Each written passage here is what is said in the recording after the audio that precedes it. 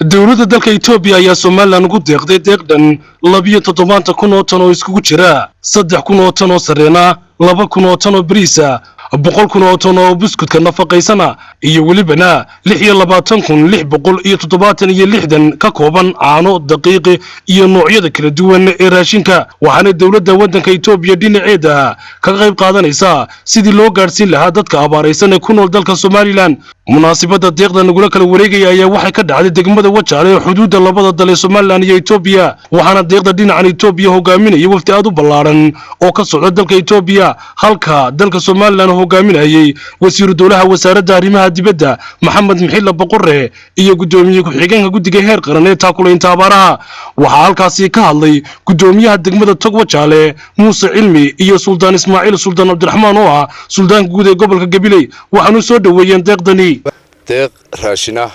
oo ay noogu deeqday dalka aynu jaarka nahay in walaalahana ee dalka Itoobiya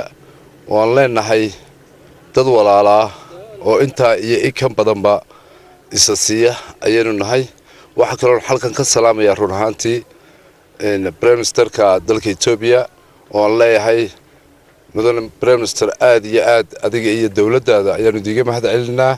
waa buug aan haysano maalinta baahidu jirto iyo maalinta qofka dhibaato haysato buug buu sitaa buugaa wuxuu ku qoraa cidii wax tartay iyo cidii wax tar la'aan u kala kulmay maanta oo kaliya maaha dawladda ay walaalahana ee dawladda Itoobiya markii koobaad ee wax nagu soo caawiso maaha mar kasta oo ay dhib timaado qaybteeda ka qaadataa magaalada Tog Wajaale mar hore intaasay keeneen mar hore way keeneen intaasoo jeer bay keeneen waa dad aynu isku nafnahay walaalana nahay annaguna abaalka waynu haynaynaa innaguna waan haynaynaa oo wixii aan tari karno ilaa ma nihin dad liito oo iyagu wax la taree waxaan nahay dad iyo dawlad iyo ummad baynu nahay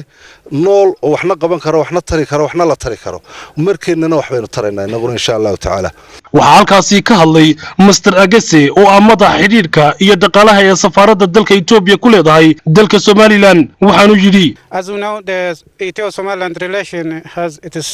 long history. Ethiopia and Somaliland have a broad relation in terms of economy, in terms of security issues, in terms of the social affairs, people-to-people relations. Therefore, our relation, as all of Somaliland knows, is very clear and very deep. Ethiopia always on the side of Somaliland at the time of challenges and some difficulties. For example, the previously Ethiopia also opened its door for the Somaliland brothers and sisters when they were in the civil war. wuxuu sheegay isla markaasina ka warbixiyay xiriirka qotada dheer ee ka dhaxeeya Soomaaliland iyo Itoobiya iyo taariikhda dheer ay leeyihiin sida dhaqaalaha amniga iyo siyaasadda arrimaha dibadda waxaanu intaasi ku sii daray isla markaasina ka sheekeeyay xilligii dagaalada sidii dawladda waddanka Itoobiya u soo dhaweysay shacabka Soomaaliland ay walaalaha yihiin sidaasi waxa yiri Mr. Agese waxaanu deeqdani si rasmi ugu wareejiyay wasiir dowlaha wasaaradda arrimaha dibadda intaasi kadib waxa halkaasi ka hadlay wasiir dowlaha wasaaradda arrimaha dibadda Jamhuuriyadda Soomaaliland Maxamed Mixilla Boqorre waxaanu deeqdani ka gudoomay wafdiga Itoobiya anigoo ka wakiila xukuumadda Soomaaliland madaxweynaha iyo madaxweyne ku-xigeenka iyo dhammaan xukuumadda Soomaaliland halkan waxaan kula wareegaynaa macaawino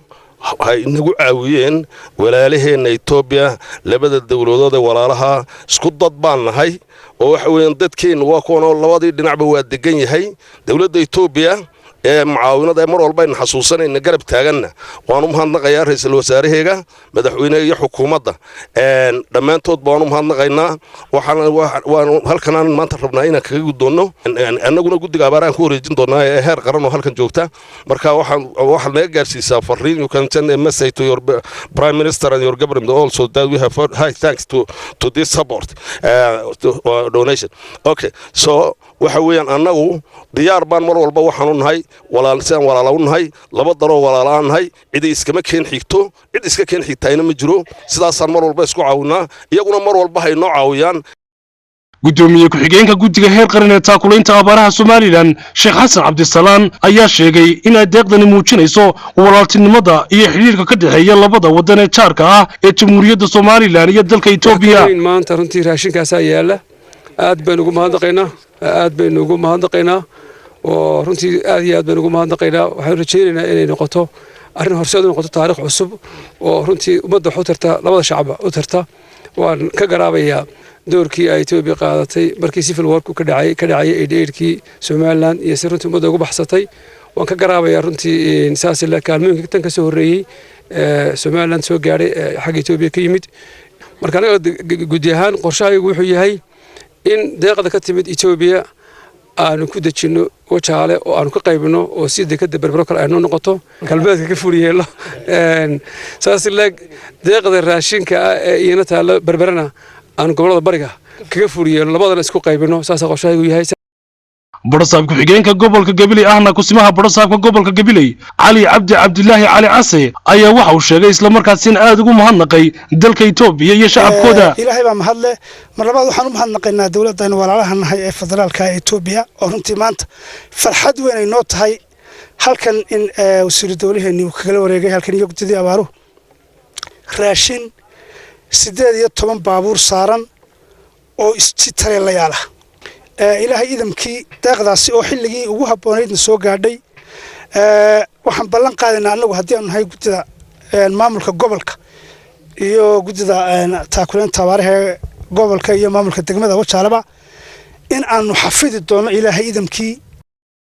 intaasi kadib waxa baabuurtani siday raashinka loo soo gulbiyay dhinaca xadka Somaliland waxaana guddiga heer qaran ee taakulaynta abaaraha Somaliland sheegeen in deeqdan badankooda ay u qaybin doonaan gobolada galbeedka Somaliland halka gobolada bariga Somaliland ay u diyaariyeen raashin ku jira dekada weyn ee magaalada Berbera. dawladda waddanka Itoobiya ugu tala gashay dalka Jamhuuriyadda Somaliland ayaa waxay kaga qayb qaadanayaan taakulaynta abaaraha ee ka jirta meelo badan oo ka tirsan dalka Somaliland. waa Khadar Maxamed Maxamuud iyo Cabdi Cumar Jibriil telefishin qaranka Somaliland Wajaale.